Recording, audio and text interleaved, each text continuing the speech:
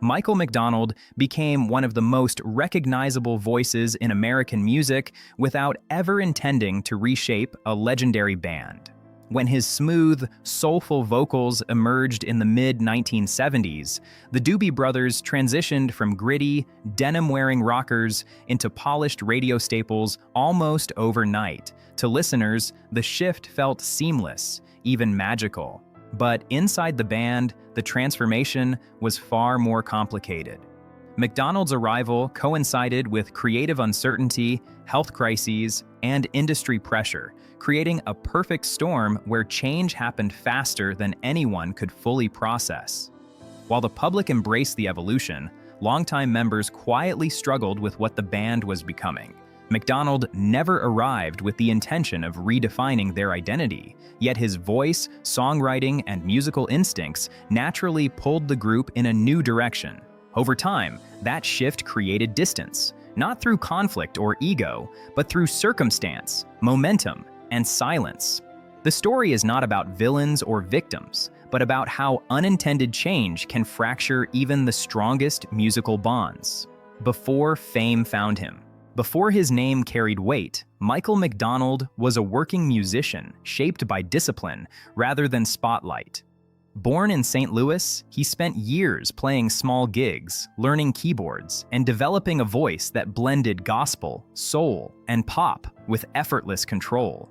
By the early 1970s, he had moved to Los Angeles, where session work became his livelihood.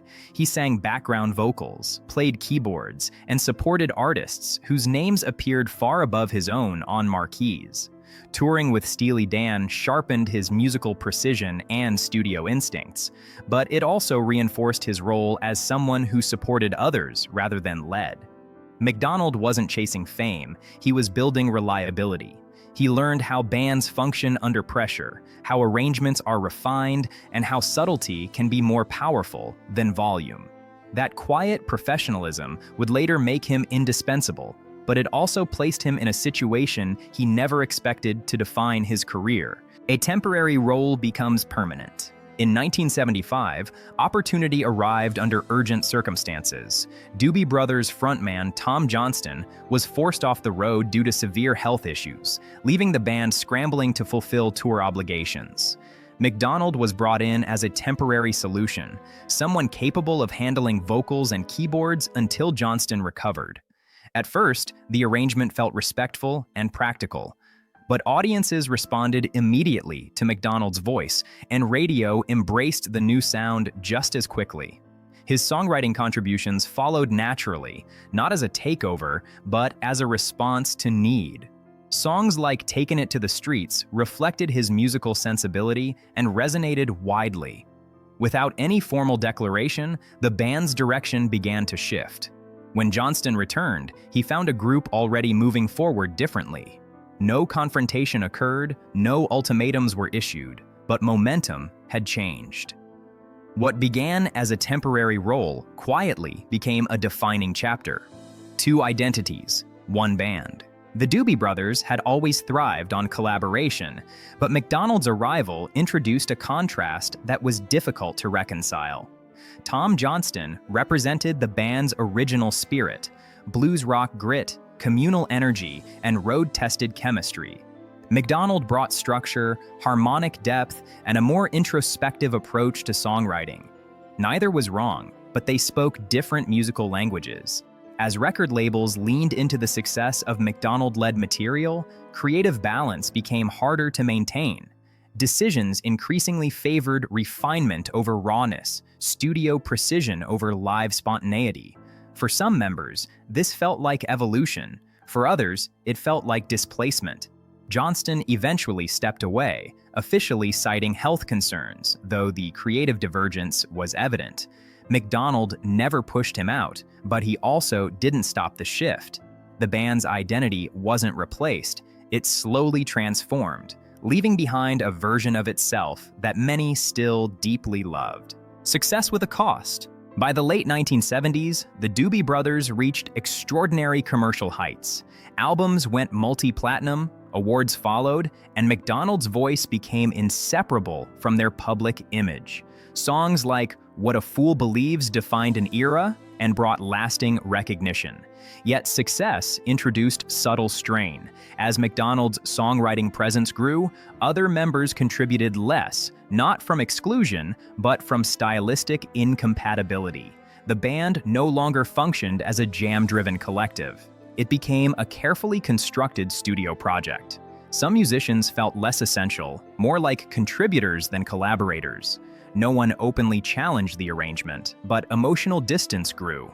The term yacht rock later emerged, often used dismissively, and McDonald himself bristled at the label. To him, the music was sincere, carefully crafted, and emotionally honest. But the band was no longer unified by a single creative heartbeat, and the cost of success became increasingly personal. When silence replaces conflict, unlike many bands that implode publicly, the Doobie Brothers unraveled quietly. There were no dramatic breakups or explosive interviews, just a gradual thinning of connection. Touring continued, albums were released, and professionalism remained intact, but camaraderie faded. Rehearsals became efficient rather than inspired, interactions courteous rather than close. McDonald, often described as reserved, carried the weight of expectations without knowing how to redirect them. He wasn't trying to dominate the band, but his musical instincts naturally shaped the final product. Over time, some members stepped away, others disengaged emotionally, and the sense of brotherhood that once defined the group became harder to sustain. The absence of conflict made the divide harder to address. Without arguments, there were no resolutions.